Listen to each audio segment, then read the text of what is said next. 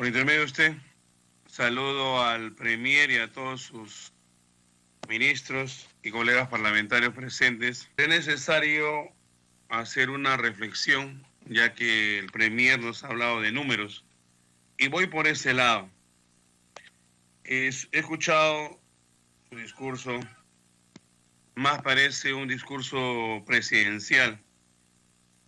Muchas promesas y a la verdad, señor Premier, me hace incrédulo que en este año que le queda pueda cumplir lo que está prometiendo. Señor Premier, vayamos por los bonos. Aquellos bonos que supuestamente van a llegar a miles o millones de personas, peruanos, que no han cumplido su propósito. Pareciera que al Perú quieren hacerlo y a todos los peruanos ser mendigos. El peruano, como muchos han hablado, es generador propio de sus ingresos. Al contrario, así como se le ha dado a las grandes empresas con Reactiva Perú, es necesario que ya se quite el paternalismo para los peruanos. Ya no tanto bonos, sino hay que crear, ya eso depende del Ejecutivo, un fondo de emprendedores ante esta situación de la pandemia. Hay muchas empresas familiares que están surgiendo y es bueno darle la mano para que así salgan adelante.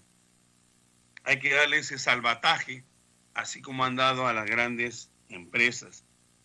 Es por ese motivo que hacemos una llamada de atención al ministro y que se enfoque así, porque entiendo yo que la pequeña y microempresa son lo que dan más fuente de trabajo y eso tiene que ser rescatado en cualquier ámbito, partiendo desde el agro. Y el agro es fundamental porque de ello dependen muchas actividades económicas. Es el eje fundamental y por ahí tiene que comenzar. Y evitar así que las empresas, las micro y pequeñas empresas, no pasen al sector informal, porque están quebrando.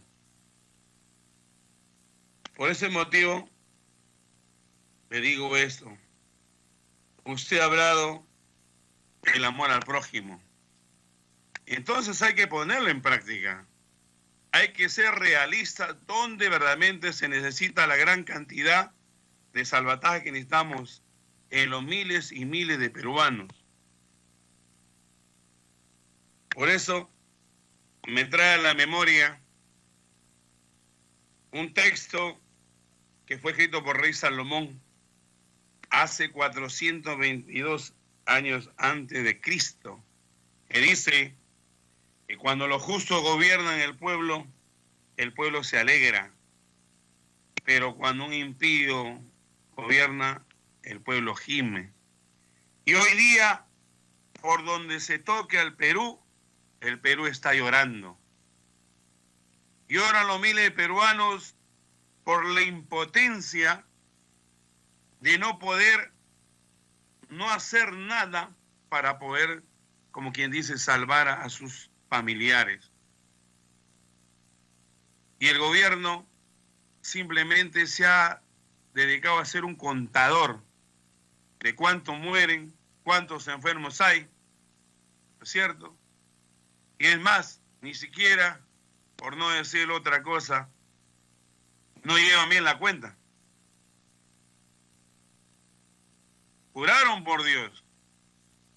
Entonces, y por el pueblo, van a rendir cuentas.